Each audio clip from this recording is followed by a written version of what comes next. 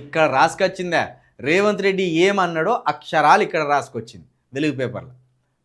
అరాచకాలు చేసిన వాళ్ళు జాతిపితల, అధికారంలో ఉన్నప్పుడు అక్రమాలు చేసి ఇప్పుడు విచారణ అనగానే గగ్గోలు పెట్టడం సరికాదు.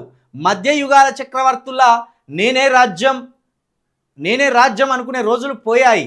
డాక్టర్ బిఆర్ అంబేద్కర్ రాసిన రాజ్యాంగం ప్రకారం చట్టానికి ఎవరు అతీతులు కాదు. జార్ఖండ్ మాజీ సీఎం శిబు సోరెన్, బీహార్లో లాలూ ప్రసాద్ యాదవ్, తమిళనాడులో జయలలిత, కర్ణాటకలో యడ్యూరప్ప లాంటి వారు అధికారంలో ఉన్నప్పుడు చేసిన తప్పులకు తర్వాత కోర్టుల చుట్టూ తిరిగారు. చేతులు కట్టుకొని మెజిస్ట్రేట్ ముందు నిలబడ్డారు.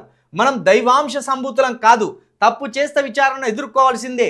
ఈ మధ్య కొందరు తెలంగాణ జాతిపిత అని టైటిల్స్ ఇచ్చుకుంటున్నారు. చేసిన తప్పులకు పోలీసులు నోటీసులు ఇస్తే జాతిపితకు నోటీసు ఇవ్వడం తెలంగాణకు అవమానం అంటున్నారు. అసలు సిసలు జాతిపిత మహాత్మా గాంధీ ఏ పదవి ఆశించలేదు. రావి నారాయణ రెడ్డి ఆస్తులు అమ్ముకున్నారు. మరి మీరేం చేశారు? వందల ఎకరాల ఫామ్ హౌజులు, టీవీలు, పేపర్లు, వేల కోట్ల కాంట్రాక్టులు అన్నీ మీకే కావాలి. పదవులన్నీ మీరే పంచుకుంటారు. మళ్ళీ మీరే జాతిపితలా? ఇదెక్కడిది? ఇది ఉన్నది ఉన్నట్టు మాట్లాడండి. ఈ విషయంలో రేవంత్ రెడ్డి గారిని ఒప్పుకోవచ్చు. నిన్ననే చెప్పిన నేను, ప్రజాస్వామ్యంలో ఎవరు కూడా దైవంశ సంభూతులు కాదు, చట్టానికి ఎవరు కూడా అతీతులు కాదు. ఆరోపణలు వచ్చినప్పుడు ప్రజాస్వామ్యానికి లోబడి విచారణకు అందరూ సహకరించవలసిందే. నిన్న కవిత గారు కూడా అన్నారు, అసలు విచారణకు పిలవడమే నేరం అన్నట్టు.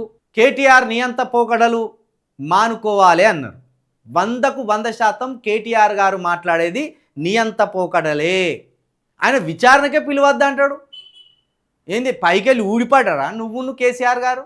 విచారణ ఎందుకు పిలవరా?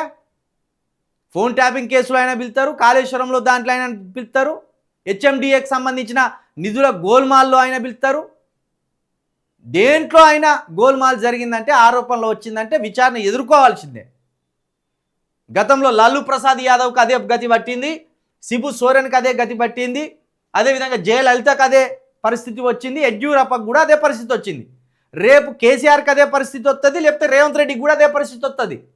దీనికి రేవంత్ రెడ్డి ఏం అతీతుడు కాదు, కేసీఆర్ గారు ఏం అతీతుడు కాదు, లేకపోతే కేటీఆర్ గారు కూడా ఏం అతీతుడు కాదు, ఆఖరికి ప్రధానమంత్రి కూడా ఏం దీనికి అతీతుడు కాదు. ప్రజాస్వామ్యంలో రాజ్యాంగమే సుప్రీం, ఎవ్వరు కూడా సుప్రీం కాదు. కేవలం రాజ్యాంగం, చట్టాలే ఇక్కడ సుప్రీం. ఆ విషయాన్ని రేవంత్ రెడ్డి గారు గుర్తు చేసిండ్రు. జాతిపిత అని కేసీఆర్ గారిని కొందరు అంటాను.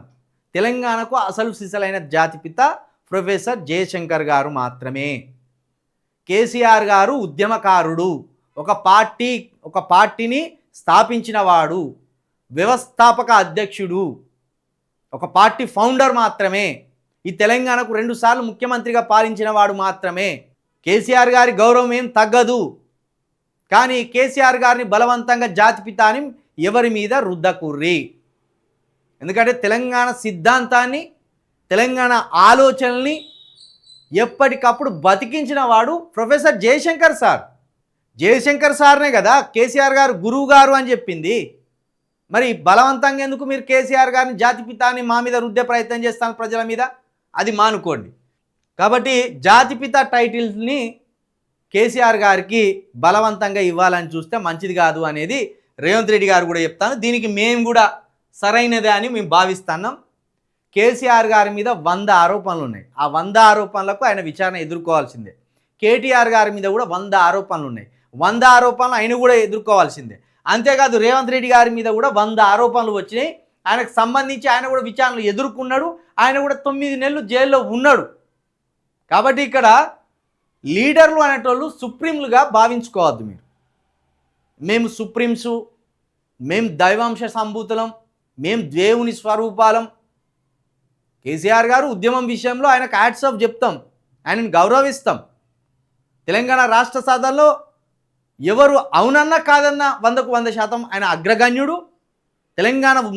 తెలంగాణ ఉద్యమాన్ని ముందుండి నడిపించినవాడు, దాన్ని రక్తి కట్టించినవాడు. ఆ విషయంలో ఆయనకు 100కు 100% అందరం సపోర్ట్గా ఉన్నాం. మనం సపోర్ట్గా ఉండడం వల్లే ఆయన అంత ధైర్యంగా ముందుకు పోయిండు. కాబట్టి ఆ వంకతోటి కేసీఆర్ గారిని ఎట్టి పరిస్థితుల విచారణకు పిలవద్దు అనడం అయితే ముమ్మాటికి అది కేటీఆర్ గారి నియంతృత్వ పోకడ అవుతుంది తండ్రి నేను అన్ననని చెప్పి పిల్లల గొంతు బిసికి సంపెత్తానంటే ఒప్పుకుంటామా? కన్నందుకు తండ్రికి కృతజ్ఞత చెప్తాం, పెంచినందుకు తండ్రికి కృతజ్ఞత చెప్తాం. కానీ నేను తండ్రిని, నేనే పెంచినా, ఇప్పుడు నేనే నీ పానం తీస్తా అంటే ఊకుంటామా? ఆడు తండ్రి అయినా ఇంకొకడైనా వాని తాట తీస్తాం. గట్లనే కేసీఆర్ గారు కూడా ఉద్యమకారుడు కాబట్టి, తెలంగాణ ఉద్యమాన్ని నడిపిండు కాబట్టి, ఇక కేసీఆర్ గారు ఏ తప్పు చేసినా, ఎవరు ప్రాణాలు తీసినా, ఎన్ని ఆరోపణలు వచ్చినా ఆయనను విచారించొద్దు అంటే ఆయన పద్ధతేనా అది? తమ్ముడు తమ్ముడే, ప్యాకాట ప్యాకాటే, ఉద్యమకారుడు ఉద్యమకారుడే, విచారణ విచారణే, దేని పని దాందే. కాబట్టి కేసీఆర్ గారు అయితే ఈ తెలంగాణకు జాతిపిత కారు. ప్రొఫెసర్ జయశంకర్ సార్ మాత్రమే నిజమైన జాతిపిత.